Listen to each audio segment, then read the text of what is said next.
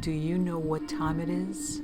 It's Supernatural Storytime. And if you're easily scared, and even if you're not, there's only one thing left to do. Just turn off the lights, because these are stories that you listen to only in the dark. Fear the Forest. I've been a national park ranger for close to 2 decades. Protocols have changed a lot in that time. I write this just to try to keep people safe for the next time you venture to the big outdoors. Let me tell you about the last park I worked at. I can't be too specific about the location for my job's sake. Anyway, we had clusters of campsites that we rotated annually. The idea was to prevent one group from getting overused and worn down. Let nature regrow a little bit. The winter had just passed and our big summer season was a few months away. I was sent out to check the suitability of the campsites and to decide which ones needed time to recover and which ones we could open up. Winter here are cold. Not too many people camp during the winter, aside from rugged masochists and Boy Scout troop led by people who believe they are rugged masochists. I didn't expect to find much out of the ordinary. The first site was clear and ready to go. As I was trekking to the next site, I saw what looked like some debris and junk down a ways in a river valley. It looked like some jackasses set up an unauthorized camp down there. Usually when that happens, they leave garbage and smoldering fires. This was going to be a pain to clear up. I approached and I saw the telltale wreckage of what must have been one hell of a party. Shit scattered everywhere, skeletons of tents still raised up, and blood. I stopped, and time stopped with me. Pools of blood were spread out along the ground, next to signs of something heavy being dragged into the brush. I pulled my radio off my belt and paused. I then pulled my Glock 22 out of my holster and racked one round. I'm a certified law enforcement officer, but I haven't had to use my gun in a long time. I quickly looked around for any movement, then got on my radio and called in for backup. While I waited, I listened. Silence. Silence in nature isn't good. Prey get quiet when they sense a predator. I hoped all the birds were being still on my account. I edged forward slowly, looking for anyone or anything. A shredded plastic cooler. A tent that had been annihilated, with more blood splashed on the walls inside. People died here. I knew it. You can't lose that much blood and just walk off. But no people. Shreds of clothes and a little viscera, drawing all the goddamn flies here, but no people. I've seen bears rummage through camps and destroy anything that looked edible. There are wild hogs here that cut trails through the deep brush and are even more dangerous than the bears. But this isn't either of them. The devastation here, it's just too much. Some scourge of God came through here and just ripped everything to pieces. My backup finally arrived and I was sent to report to HQ. They even brought medics out here. I don't know why. There's no one here to save. When the new recruits vomited at the scene, I'm glad to get the hell out of here. I got back to the headquarters and it's a buzz. Only 4 people work here, but calls are ringing, printers printing, and the air feels electrified. The manager saw me and signaled me to his office. He's pale, ashen-looking with bloodshot eyes. I sat down by his desk and he went to the door and locked it. I've never seen him lock that door. He asked me what I saw. I told him, uninterrupted. He looked even paler afterwards and his hand trembled a bit. There's a very long pause and I expected more questions.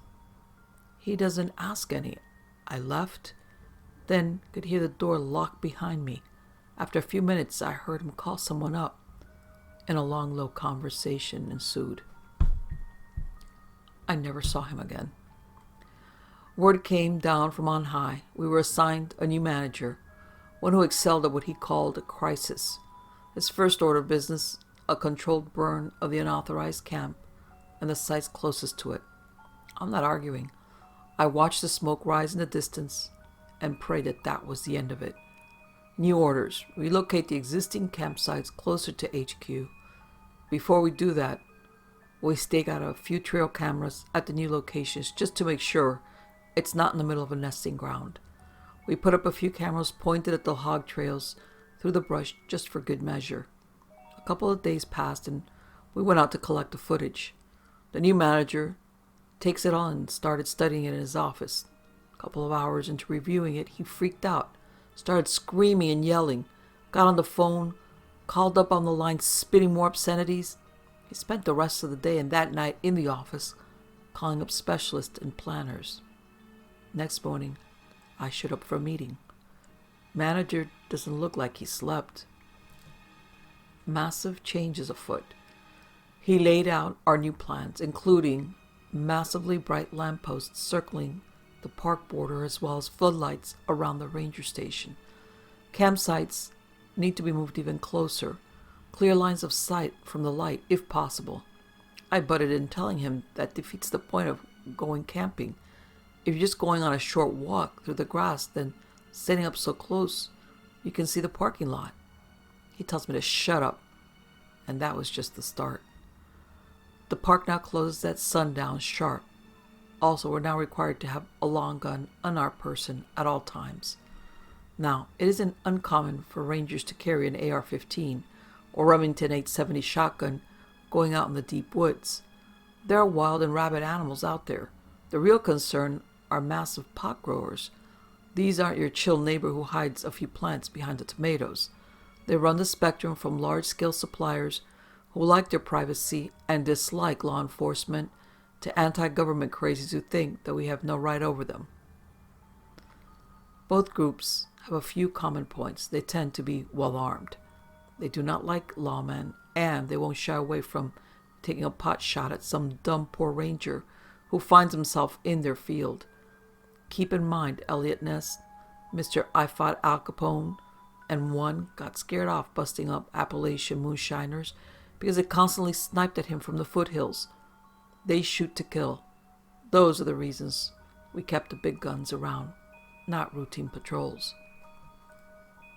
I do the short straw and got the overnight shift.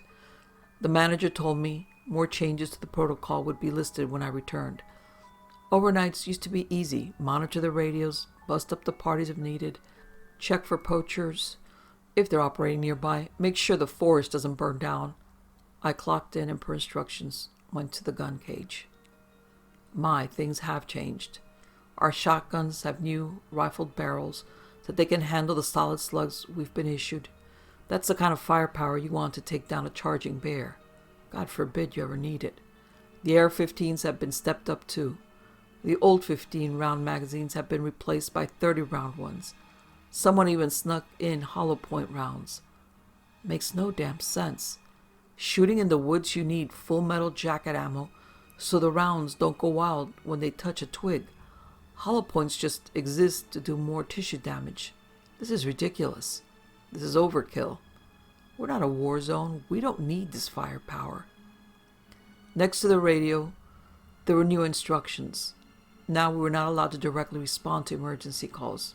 We could reply, figure out what the issue was, then report to a new phone number that I didn't recognize. Time passed by very slowly that night. I wasn't even allowed to leave the building until sunup. A few uneventful nights passed. New floodlights and lampposts were frying my eyes. It was so bright out there that a blind man could see. A week later, some kids rolled into the lot. They grabbed their backpacks and started hiking up the ridge. I know what they're up to. No one has booked a campsite that night. Cheap young ones going on a camp out. That'll be a raging party. I waited for the sun to go down, confirming that they were not out for a day hike. I called my manager to report. He instructed me to call the new number. I reported up to them now. A curt voice answered the phone. He asked my part, then paused. He asked the issue. Bunch of kids on an unauthorized site. Do I go break it up? I can see their campfire out on the ridge right now. No. Do not leave the building. Do not attempt communication. That is all. Report if there are any developments. Right after daybreak, the manager rides up. It's really early. Have you seen them? Did they leave? No. The car's still there. Let 'em rest. They're probably all hungover. He cursed nonstop. He then went inside to make a call. I was outside looking up the ridge when he exited the station. One AR-15 in his hand, another one strapped across his back, Glock on his hip. He marched single-mindedly towards his car. I tried to ask him what in God's name he was doing, but he wasn't listening or responding. He took a jerry can of gasoline from his car and marched up the ridge. I yelled after him. Still no reply. I considered following him, but that doesn't seem like a good idea. I went back inside and called the number. The same curt voice, the same direct questions. Yeah, the manager went up to that campsite, armed to the teeth, and carrying gasoline. What the fuck do I do? Stay there. Do not interfere. Backup is inbound. Report if there are any developments. About the same time, I started to see smoke wafting off the ridge. 2 vans rode into the lot at screaming speed. A dozen men, heavily armed and armored, exited quickly. I went out to check. Who are you guys? What's going on? The men all lined up with that impeccable military position. One of them, a commander, I assumed, exited the last vehicle, and he said, "Which direction did he go?" "I mean, he's up there," I pointed at the increasing smoke. The man fanned out and started jogging up the ridge. I heard their rifles cocking as they left. I tried to shout after them, but got no response. I looked at the vans that they had come in, large, nondescript. They just said DOI response team on the side. Half an hour later they returned, dragging the manager with them. He was bound in zip ties, and he was screaming. "I did what needed to be done. Trust me, it's worse than they thought.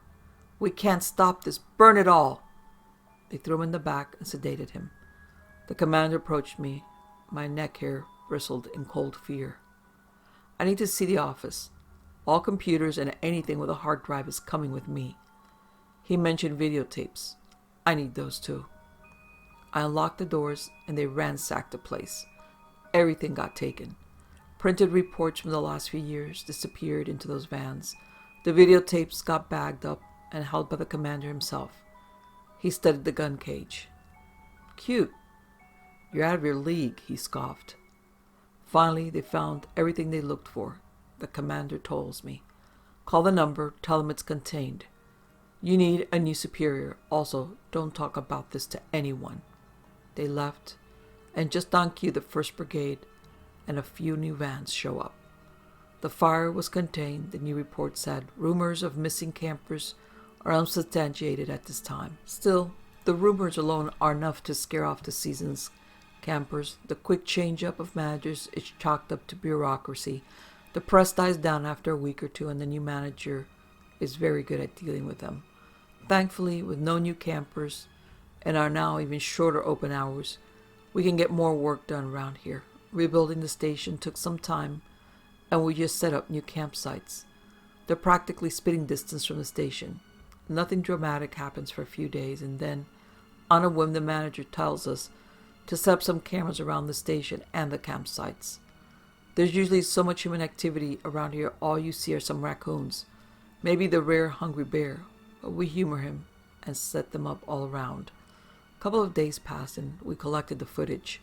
I played poker with one of the rookies while the manager watched hours of footage of an empty but brilliantly illuminated parking lot. Then he got to the footage around the station. Screams started coming from his office. We barged in and he was stamping on the camera's hard drive, gibbering things I couldn't understand along the lines of, "Told me it was clean, safe. No recent activity. Bullshit. Here, I'm not gonna do it." He barked at us to leave. Later he made a call. The rookie went up to his door and listened in. Then the rookie came back and made a report. Yeah, he's demanding a transfer. They lied to him. Said something about that they didn't do their jobs properly, that he's not prepared or equipped here. Then I just heard the phone click and some sobbing. Hours later, my manager exited the office. His shoulders were slumped and defeated. We cut our hours even further, practically open on weekends only. We'll have a full staff ready those days, but a skeleton crew the rest of the time.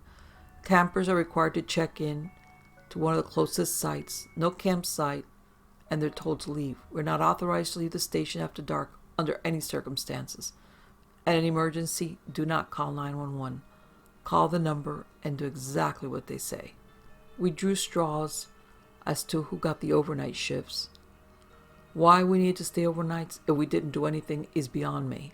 So I asked the manager about it, and he just said that was standard protocol, which was to have someone on hand to report any irregularities overnight. I had to work the overnight shift, and I kept the phone close, the number dialed in, ready if I needed to call. It was a bad night.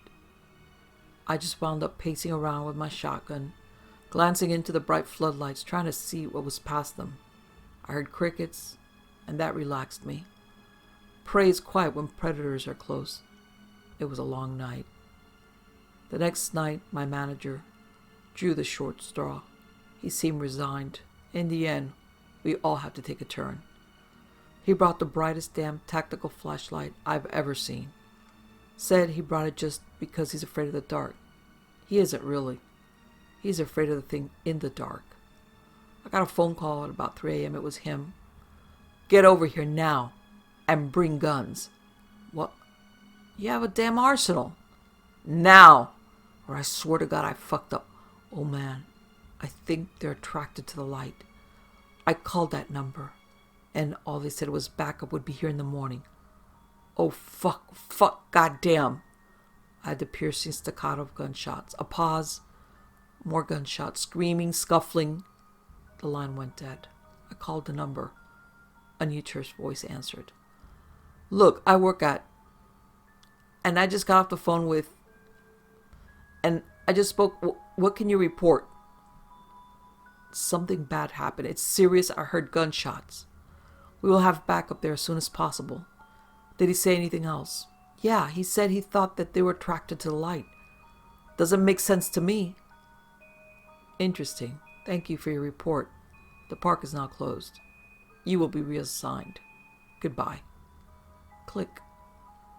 Officially, the park was closed to be scheduled for a controlled burn. Let the old trees die and make room for new ones.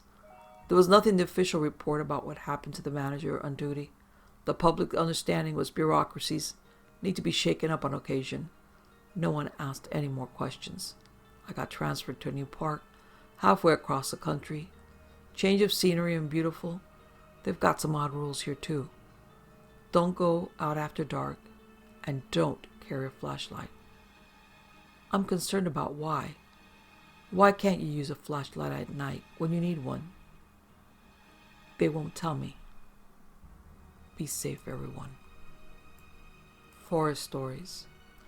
I've been an SAR officer for a few years now, and along the way I've seen some things that I think you'll really be interested in. I have a pretty good track record for finding missing people. Most of the time they just wander off the path or slip down a small cliff, and they can't find their way back. The majority of them have heard the old stay where you are thing, and they don't wander far. But I've had 2 cases where that didn't happen. Both bother me a lot, and I use them as a motivation to search even harder on the missing person cases when I get called. The first was a little boy who was out berry picking with his parents. He and his sisters were together, and both of them went missing around the same time. Their parents lost sight of them for a few seconds, and in that time both kids apparently wandered off. When their parents couldn't find them, they called us, and we came out to search the area. We found the daughter pretty quickly, and when we asked where her brother was, she told us that she'd been taken away by the bear man. She said he gave her berries and told her to stay quiet, that he wanted to play with her brother for a while. The last she saw of her brother, he was riding on the shoulders of the bear man and seemed calmed. Of course, our first thought was abduction. But we never found a trace of another human being in that area. The little girl was also insistent that he wasn't a normal man, but that he was tall and covered in hair, like a bear, and that he had a weird face. We searched that area for weeks. It was one of the longest calls I've ever been on, but we never found a single trace of that kid. The other was a young woman who was out hiking with her mom and grandpa. According to the mother, her daughter had climbed up a tree to get a better view of the forest, and she never came back down. They waited at the base of the tree for hours, calling her name before they called for help. Again, we searched everywhere, and we never found a trace of her. I have no idea where she could possibly have gone, because neither her mother or her grandfather saw her come down. A few times I've been out on my own searching with a canine, and they've tried to lead me straight up a cliff. Not hills, not even rock faces, straight sheer cliffs with no possible handholds. It's always baffling, and in those cases, we usually find the person on the other side of the cliff or miles away from where the canine had led us. I'm sure there's an explanation, but it's sort of strange.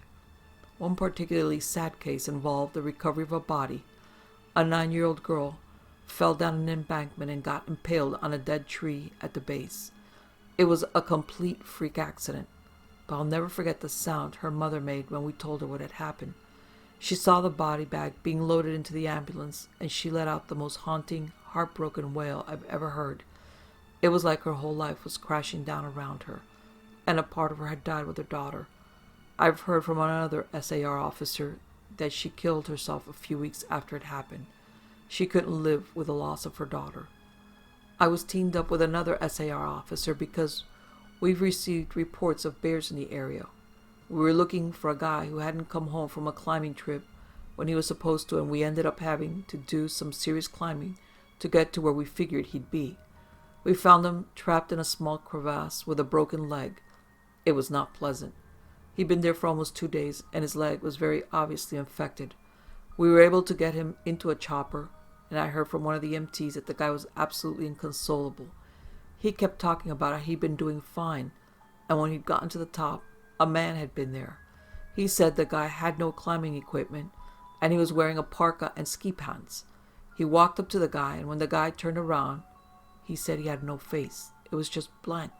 He freaked out and ended up trying to get off the mountain too fast, which is why he'd fallen. He said he could hear the guy all night, climbing down the mountain and letting out these horrible muffled screams. That story bothered the hell out of me. I'm glad I wasn't there to hear it. One of the scariest things I've ever seen happen involved the search for a young woman who had gotten separated from her hiking group. We were out until late at night because the dog had picked up her scent. When we found her, she was curled up under a large rotted log. She was missing her shoes and pack, and she was clearly in shock. She didn't have any injuries, and we were able to get her to walk with us back to the base ops. Along the way, she kept looking behind us and asking why that big man with black eyes was following us. We couldn't see anyone, so we just wrote it off as some weird symptom of shock. But the closer we got to base, the more agitated the woman got. She kept asking me to tell him to stop making faces at her. At one point, she stopped and turned around and started yelling into the forest, saying that she wanted him to leave her alone. She wasn't going to go with him, she said, and she wouldn't give us to him. We finally got her to keep moving, but we started hearing these weird noises coming from all around us. It was almost like coughing, but more rhythmic and deeper. It was almost insect-like. I don't really know how else to describe it. When we were within sight of base ops, the woman turned to me, and her eyes were about as wide as I can imagine a human could open them. She touched my shoulder and said, "He said to tell you to speed up. He doesn't like looking at the scar on your neck." I have a very small scar on the base of my neck, but it's mostly hidden under my collar, and I have no idea how this woman saw it.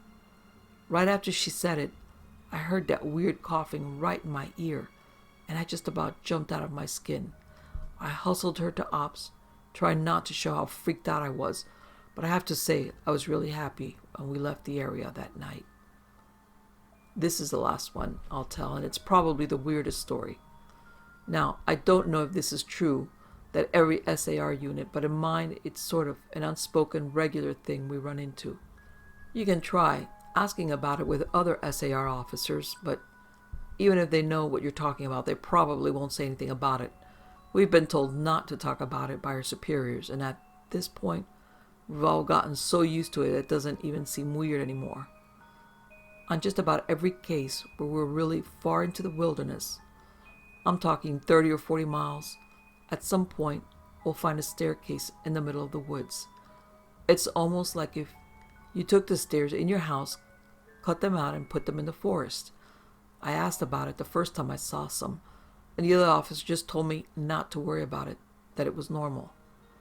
Everyone I asked said the same thing. I wanted to go and check them out, but I was told very emphatically that I should never go near any of them. I just sort of ignore them now when I run into them because it happens so frequently. But let me tell you some other stories. As far as missing persons go, I'd say about half the calls I get are related to that. The others are rescue calls, people who fall down cliffs and hurt themselves. They get injured by fire. You wouldn't believe how often this happens, mostly drunk kids. Somebody gets bitten or stung by animals or insects. We're a tight team, and we've had veterans who are excellent at finding signs of lost people. That's what makes these cases where we never find any trace of them so frustrating. One in particular was upsetting for all of us because we did find a trace of them, but it just led to more questions than answers. An older man had been hiking alone on a well-established trail, but his wife called to say that he hadn't come home when he should have. Apparently, he had a history of seizures, and she was worried that he hadn't taken his medication and had suffered one out on the trail. Before you ask, I have no idea why he thought it was okay to go out alone, or why she didn't go with him. I don't ask about that kind of thing because past a certain point, it really doesn't matter. Someone is missing, and it's my job to find them. We went out in a standard search formation. It wasn't long before one of our vets found signs that the guy had gone off the trail. We grouped up and followed him, spreading out in a fan to make sure we were covering as much ground as possible. Suddenly, a call came over the radio telling us to head back to the vet's location. And we came right away because this usually meant that the missing person was injured, and we need a full team to help them get out safely. We met back up, and the vet was just standing at the base of a tree with his hands on the sides of his head. I asked my buddy what was going on, and he pointed up into the branches of the tree. I almost couldn't believe what I was seeing. But there's a walking stick dangling from a branch at least 30 feet off the ground. The little strap thing on the handle has been looped around the branch and it's just hanging there. There's no way the guy could have tossed it up that far, and we don't see any other signs that he's still in the area. We got up back into the trees, but it's obvious that no one's in there. We all just sort of left scratching our heads. We kept searching for the guy, but we never found him. We even brought our canines out, but they lost the scent long before the tree. Eventually, the search was called off because there are other calls we had to attend to. And past a certain point, there's not much we can do. The guy's wife called us every day for months, asking if we'd found her husband. And it was heartbreaking to hear her get more and more hopeless each time.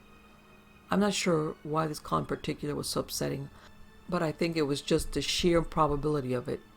That and the questions that were raised. How the hell had this guy's cane ended up there? Did someone kill him and toss that up there as some weird trophy? We did our best to find him, but it was almost like a taunt. We were still talking about that one from time to time. Missing kids are the most heartbreaking. Doesn't matter what circumstances they go missing under, it's never easy. And we always dread the ones we find deceased. It's not common, but it does happen. One of the stories involves a mother and her 3 kids, which were out for a picnic in an area of the park that had a small lake. One was 6, one 5, and the other one was about 3. She was watching them very closely, and according to her, she never let them out of her sight at any time. She never saw anyone else in the area either, which is very important. She packed her stuff up and they started to head back to the parking area. Now, this lake is only about 2 miles into the woods and is on a very clearly established trail. It's almost impossible to get lost getting from the parking area to it, unless you're deliberately going off the path like an imbecile. Her kids were walking in front of her when she heard what sounded like someone coming up the path behind her. She turned around, and in the 4 or so seconds she's not looking, her 5-year-old son vanishes. She figured he'd stepped off the trail to pee or something, and she asked her other 2 where he went. They both tell her that a big man with a scary face came out of the woods next to them, took the kid's hand, and led him into the trees. The 2 remaining kids don't seem upset. In fact, she said later that it seemed like they were drugged, that they were sort of spacey and fuzzy, so of course she freaked out, started looking frantically in the area for the kid. She's screaming his name, and she says at one point she thinks she heard him answer her. Now, obviously, she can't go blindly running into the woods. She's got the other two kids, so she calls the police and they send us out immediately. We responded and we started to search for him. Over the course of this search, which spans miles, we never found a single trace of the kid. Canines can't pick up a scent. We don't find any clothing or broken bushes or literally anything that could signify a child being there. Of course, there's suspicion about the mother for a while, but it's pretty clear that she's completely destroyed by the whole thing. We looked for this kid for weeks with a lot of volunteer help, but eventually the search petered out and we had to move on. The volunteers kept searching though, and one day we did get a call on the radio letting us know that a body had been found and that it needed to be recovered. They told us the location and none of us can believe it. We figured it had to be a different kid. But we went out there about 15 miles from the site where he vanished, and sure enough, we found the body of the kid we'd been looking for. I've been trying to figure it out how this kid got where he did ever since we found him, and I never came up with an answer. A volunteer just happened to be in the area because he figured he might as well look in places no one else would think to, on the off chance the body had been dumped. He came to the base of a tall rocky slope, and halfway up he sees something. He looked at his binoculars, and sure enough, it was the body of a little boy stuffed in a little opening in the rock. He recognized the color of the kid's shirt, so he knew right away that it was the missing boy. That's when he called it in and we were dispatched. It took us almost an hour to get his body down, and none of us could believe what we were seeing.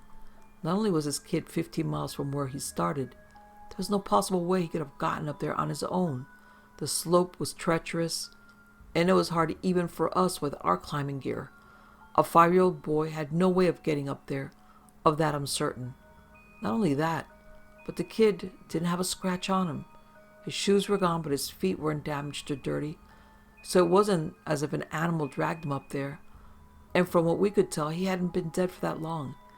He'd been out there for over a month by that point, and it looked like he'd been dead for at most a day or two.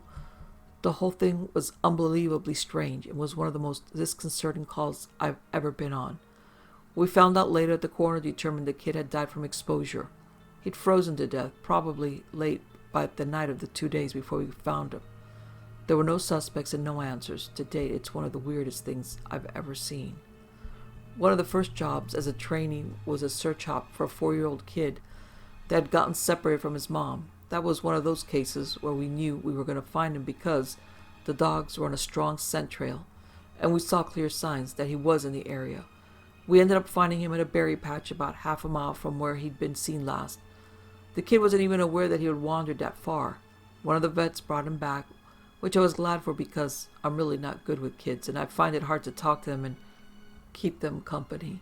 As my trainer and I were headed back, she decided to take me on a detour to show me one of the hot spots we were tend to finding missing people. It was a natural dip in the land near a popular trail, and people would usually move downhill because it was easier. We hiked out there. It was a few miles away, and we got there in about an hour or so. As we were walking around the area and she was pointing out places that she'd found people in the past, I saw something in the distance. Now, this area we're in is about 8 miles from the main parking area, though there's back roads you can take to get closer if you don't want to hike that far. But we were on state protected land, which meant there couldn't be any kind of commercial or residential development out there. The most you'll ever see is a fire tower or makeshift shelter that homeless people think they can get away with building. But I can see from here that whatever this thing is has straight edges, and if there's one thing you learn quickly, it's that nature rarely makes straight lines. I pointed it out, but she didn't say anything. She just hung back and let me wander over and check it out. I got within about 20 feet of it, and all the hair on the back of my neck stood up. It's a staircase in the middle of the fucking woods. In the proper context, it would literally be the most benign thing ever. It's just a normal staircase with beige carpet and about 10 steps tall. But instead of being in a house, where it obviously should be, it's out here in the middle of the woods. The sides aren't carpeted, obviously, and I can see the wood it's made of. It's almost like a video game glitch where the house has failed to load completely and the stairs are the only thing visible. I stood there and it was like my brain was working overtime to try and make sense of what I'm seeing. My trainer came and stood next to me, and she just stood there casually looking at it as if it's the least interesting thing in the world. I asked her what the fuck this thing is doing here, and she just chuckled. Get used to it, rookie. You're gonna see a lot of them. I started to move closer, but she grabbed my arm hard. I wouldn't do that, she said. Her voice was casual, but her grip was tight, and I just stood there looking at her. You're gonna see them all the time, but don't go near them. Don't touch them. Don't go up them. Just ignore them. I started to ask her about it, but something in the way she was looking at me told me that it was best if I didn't. We ended up moving on, and the subject didn't come up again for the rest of my training. She was right. I have to say, about every fifth call I go on, I end up running across a set of stairs. Sometimes they're relatively close to the path, maybe within 2 or 3 miles. Sometimes they're 20, 30 miles out, literally in the middle of nowhere. And I only find them during the broadest searches or training weekends. They're usually in good condition, but sometimes it looks like they've been out there for miles. All different kinds, all different sizes. The biggest I ever saw looked like it came out of a turn-of-a-century mansion, and were at least 10 feet wide with steps leading up to at least 15 or 20 feet. I've tried talking about it with people, but they just give me that same response my trainer did. It's normal. Don't worry about it. They're not a big deal, but don't go close to them or up to them. When trainees ask me about it now, I give them the same response. I really don't know what else to tell them. I'm really hoping someday I'll get a better answer, but it hasn't happened yet. This is another one that was less spooky and more sad. A young man went missing late in winter when realistically no one should be going that far out on the trail. We closed a lot of them, but some of them remained open year-round, unless there was a shitload of snow. We didn't opt for him, but we had about 6 feet of snow on the ground. It was an unusually heavy snow year, and we knew it wasn't likely that we'd find him until the spring when the thaw came. Sure enough, when the first big thaw came, a hiker reported a body a little ways off the main trail. We found him at the base of a tree in a pile of melted snow. I knew right away what had happened, and it scared the living shit out of me. Most of you who ski or snowboard or spend any amount of time on a mountain will probably have guessed too. When snow falls, it doesn't collect as thick in the areas beneath the branches. It happens most with fir trees because they have a sort of closed umbrella shape.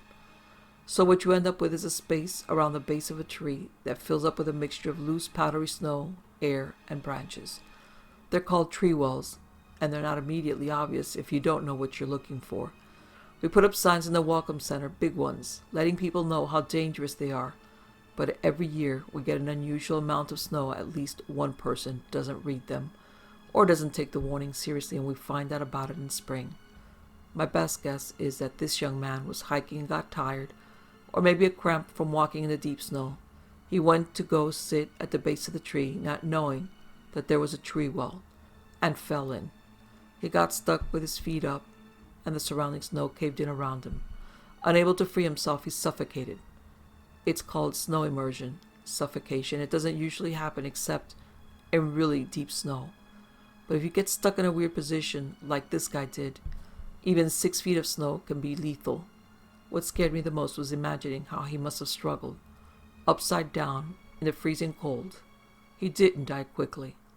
The snow would have formed a dense, heavy pile on top of him, and it would have been literally impossible to get out. As it got harder to breathe, he would have known what was happening. I can't even imagine what he was thinking in his last moments. A lot of my less outdoorsy friends want to know if I've ever seen the Goat Man while I've been out on calls. Unfortunately, or I guess fortunately, I've never had anything quite like that happen. I guess the closest was the whole black-eyed man thing, but I didn't see anything. However, there was one call where I had something kind of similar happen, but I'm not sure I'm willing to chalk it up to Goat Man. We'd gotten a report that an older woman had fainted along one of the trails and needed assistance getting back down to the main area. We'd hike up to where she was at, and her husband was just beside himself. He runs, well, I guess more jogs to us and tells us that he was a little ways off the trail looking at something when his wife started screaming behind him. He ran back to her, and she's passed out on the trail. We got on her backboard, and as we're getting her down to the Welcome Center, she comes to and starts screaming again. I calmed her down and asked her what happened. I can't remember verbatim what she said. But essentially what happened was this. She'd been waiting for her husband when she started hearing this really strange sound. She said it sounded sort of like a cat, but it was off somehow, and she couldn't quite figure out why. She went a little ahead to try and hear it better, and it sounded like it was coming closer. She said the closer it got, the more uneasy she was feeling, until she finally figured out what was wrong. I do remember this next part because it was so weird that I don't think I could forget it if I tried. It wasn't a cat. It was a man, saying the word meow over and over, just meow, meow, meow. But it wasn't a man. It couldn't have been, because I've never heard a man make his voice buzz like that. I thought my hearing aid was going out, but it wasn't. I adjusted it and it still sounded all buzzy. It was awful. He was coming closer, but I couldn't see him, and the closer he got, the more scared I was, and the last thing I remember was a shape coming out of the trees. I guess that's when I fainted. Now, obviously, I was a little perplexed as to why a guy would be in the fucking woods chanting meow, meow at people. So once we got down the mountain, I told my superior that I was going to search the area to see if I could find anything. He gave me the go-ahead, and I grabbed the radio and hiked back to where she fainted. I didn't see anyone, so I kept going about a mile more, and then I headed back off the trail to see if I could figure out where she saw him coming from. It was almost sunset by this point, and I didn't have any desire to be out at night alone, so I just sort of wrote it off and made a mental note to check it out again the following day. But as I was headed back, I started to hear something in the distance. I stopped. I called out for anyone in the immediate area to identify themselves. The sound didn't come closer or get louder, but it sounded exactly like a man saying meow, meow, and this really odd monotone. As comical as it may sound, it was almost like that guy on South Park with the electrolarynx, Ned. I went off the trail in the direction I thought it was coming from, but I never seemed to get closer. It almost like it was coming from all directions. Eventually, it just sort of faded out, and I ended up going back to the Welcome Center. It didn't get any further reports like that, and even though I went back to that area, I never heard that exact sound again. I suppose it could have been some stupid kid out there fucking with people, but even I have to admit that it was weird.